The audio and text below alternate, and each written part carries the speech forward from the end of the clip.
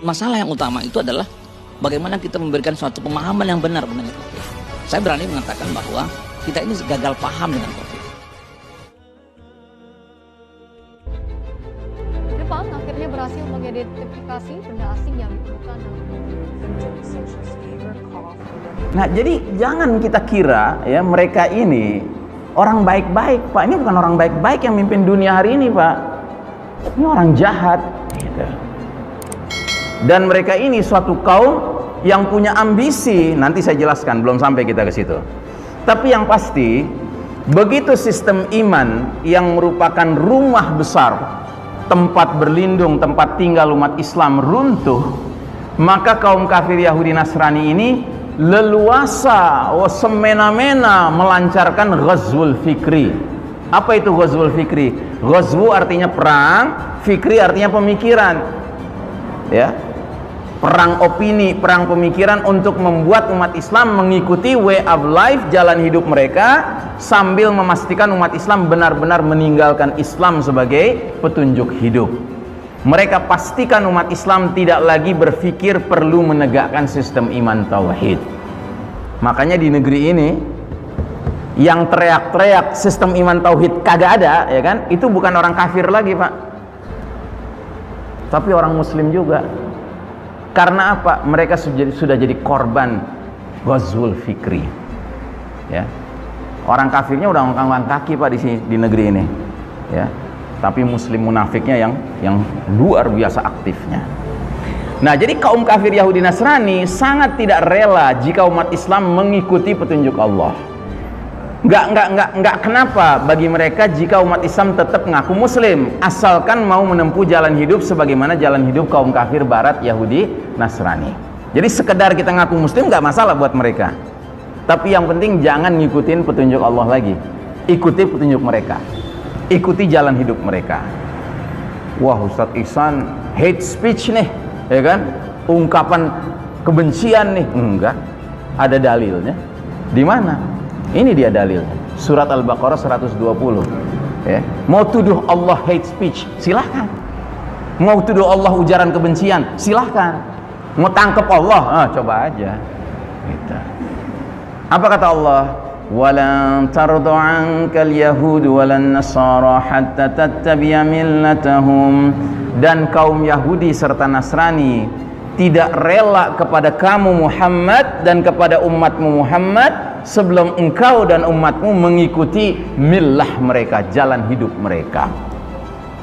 Jadi tuh Yahudi Nasrani nggak sekedar pingin sesat sendirian, Pak, tapi dia ingin ngajak orang lain ikut sesat bareng sama mereka. Maka kata Allah Ta'ala, qul inna hudallahi huwal huda. Katakanlah sesungguhnya petunjuk Allah itulah petunjuk yang sebenarnya. Bukan petunjuk Yahudi, bukan petunjuk Nasrani, bukan petunjuk Barat, bukan petunjuk WHO, ya kan? Bukan. Gitu. Petunjuk yang benar petunjuk Allah. Gitu. Nah, yang mengerikan di ujung ayat ini Allah keluarkan ancaman. Apa itu ancamannya? Wala in ittaba'ta ahwa'ahum ba'dalladzi ja'aka minal ilmi ma laka minallahi min waliyyin wala nasir. Dan jika engkau Muhammad dan umatmu Muhammad masih saja mengikuti keinginan Yahudi Nasrani sesudah ilmu kebenaran sampai padamu, tidak akan ada bagi kalian perlindungan dan pertolongan dari Allah Ta'ala. Sehingga pertanyaannya, masihkah kita perlu bertanya-tanya kenapa dunia Islam kayaknya hari ini nggak ditolong, nggak dilindungi sama Allah? Jawabannya ada di tangan kita sendiri. Seberapa jauh kita akhirnya mau berpegang teguh, wala, setia, loyal kepada petunjuk Allah saja, dan kita campakkan, kita berlepas diri dari jalan hidup kaum Yahudi Nasrani, itu kuncinya. Tapi kalau kita masih percaya aja dengan politiknya pakai politik mereka, hukumnya pakai hukum mereka, ekonominya pakai ekonomi ribawi, ya kan? Ya jangan heran kalau Allah nggak kunjung lindungi, nggak kunjung tolong. Bahkan sampai sholat cara mereka, gitu. Sholat, Pak. Yang kata Nabi, sallu kama ra'aitumuni usolli, sholatlah kalian seperti kalian lihat aku sholat. Emang pernah kita lihat Nabi sholat kayak yang sekarang ini, yang nyentrik ini, gitu? Yang di masjid-masjid tertentu sampai dikasih tanda tempat setan di mana? ini loh tempat setan, jangan ditutupin masjadah karena setan akan ada di sini. Saya kalau datang ke masjid kayak gitu, itu yang saya tutup pakai sejadah saya. Supaya apa? Supaya saya menyatakan, setan, pinggir sana, enyah dari sini. Ngapain sholat sama setan? Kita sholat sama saudara muslim aja masih sering kali kepala kita merawang sana kemari, apalagi kiri kanan kita setan, Pak. Apalagi ruang buat setan yang sampai 1,5 meter. La haula wala quwata illa billah. Berapa jogrogan setan tuh nongkrong di situ. Gitu. Kan itu sabda Nabi kan? Wala tadharu ya furujatin lisyaitan. Jangan kalian biarkan celah-celah itu untuk menjadi tempatnya setan. Itu kata Nabi begitu. Nggak mungkin Nabi bohong. Kita nggak bisa ngelihat setan, Pak, tapi Nabi bisa ngelihat setan. Nabi nggak mungkin bohong. Ya. Makanya kalau kita mau sholat dengan sesama orang beriman, ya carilah tempat sholat yang nggak pakai tanda-tanda, gitu loh. Yang memang semuanya untuk orang beriman. Nah, jadi saudaraku rahimakumullah, sampai Allah mengatakan ma asabaka min hasanatin faminallah wa ma asabaka min sayyi'atin famin nafsika. Apa saja nikmat yang kalian peroleh hakikatnya datang dari Allah. Tapi apa saja bencana yang menimpa kalian hakikatnya dari kesalahan diri kalian sendiri. Ya, siapa juga yang nyuruh untuk ngikutin Yahudi Nasrani? Siapa juga yang nyuruh ninggalin Allah dan Rasulnya? Ya. Baik, itu yang kedua. Sekarang yang ketiga. Ini era penuh fitnah seperti sepotong malam yang gelap gulita. Ini bahasanya Nabi ini dalam hadis beliau. Beliau bersabda, "Badiru bil a'mali fitanan ka qita'il lailil muzlim." Segeralah kalian beramal sebelum datangnya fitanan. Fitanan itu beda dengan fitnah, Pak. Kalau fitnah itu satu ujian, kalau fitanan itu seabrek-abrek ujian, banyak ujian. Jadi kata Nabi akan datang suatu era di mana ujian tuh banyak sekali sampai dunia kayak seperti malam yang gelap gulita. Maksudnya bukan gelap beneran, Pak, tapi kita dikepung sama nilai-nilai yang gelap. Nilai apa? Nilai kekufuran, nilai kemunafikan, nilai kesyirikan, nilai kemaksiatan, nilai kemungkaran, nilai kezaliman, nilai kedustaan. Itu di kiri kanan depan belakang kita banyak bener sekarang. Atau Anda nggak setuju? Anda bilang, enggak Ustadz, di mana-mana keadilan sedang tegak. Enggak Ustadz, di mana-mana kemakrufan sedang berlaku. Enggak Ustadz, di mana-mana keimanan yang ada, ketaatan yang kalau saya ada orang ngomong gitu, mendingan saya suruh wudhu sanalah. Lu baru bangun kali masih belekan loh. Gitu. Udah jelas kita ini dikepung, Pak, sekarang dengan nilai-nilai keburukan. Gitu. Makanya Nabi menggambarkannya seperti malam yang gelap gulita.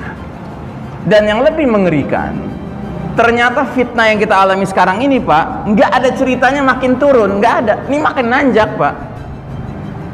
Ini sabda Nabi, fitnah akan kian memuncak hingga keluarnya puncak fitnah, Dajjal. Nabi bersabda, sungguh fitnah sebagian kalian lebih aku khawatirkan, aku takutkan dari fitnahnya Dajjal. Dan tidak ada seseorang yang selamat dari rangkaian fitnah tersebut, melainkan dia pasti selamat menghadapi fitnah selanjutnya, fitnah berikutnya. Dan tidak ada fitnah yang dibuat sejak dunia ini hadir, baik fitnah yang kecil maupun besar, kecuali untuk menjemput kedatangan fitnah Dajjal. Makanya saya kalau ditanya orang, Ustadz, kira-kira 6 bulan lagi COVID ini berakhir nggak? Saya bilang, maunya saya sih iya, tapi kalau berdasarkan pemahaman saya tentang akhir zaman, kayaknya bakal jalan terus nih. Gitu. Bukan nakut-nakutin, gitu. Cuma kan kita udah dengar sendiri, Pak. Di satu wilayah udah membaik, tiba-tiba bilang, oh ada second wave, ada gelombang kedua. Ya. Termasuk si Tedros, tahu Tedros? Tedros bukan tukang jual es, bukan. Tedros nih pimpinan Badan Kesehatan Dunia. Dia bilang apa? Masyarakat dunia siap-siap akan ada jenis virus baru, ya kan? Innalillahi wa inna ilaihi raji'un. Terus aja begitu, Pak. Hidup dalam ketakutan yang nggak ada habis-habisnya, gitu. Ya. Nah, jadi saudaraku rahimakumullah, fitnah ini akan terus jalan, Pak. Makanya nggak ada cerita kita masih boleh main-main sekarang, Pak. Mari kita beriman, bertakwa yang sebenar-benarnya, supaya furqan ada dalam diri kita. Karena kalau furqan nggak ada, Pak, mereka bilang ini baik, kita ikutin, padahal buruk. Mereka bilang ini buruk, kita jauhin, padahal itu baik. Gitu. Dan ini sudah mulai terjadi sekarang. Ya. Berapa banyak umat Islam yang rese ngeliatin saudara-saudaranya yang katanya COVID meninggalnya, terus dibungkus kayak lemper, masukin dalam kotak. Berapa banyak umat Islam yang resek hari ini? Udah sedikit, Pak, yang benar-benar peduli dengan bagaimana tata cara syariat dalam mengelola jenazah.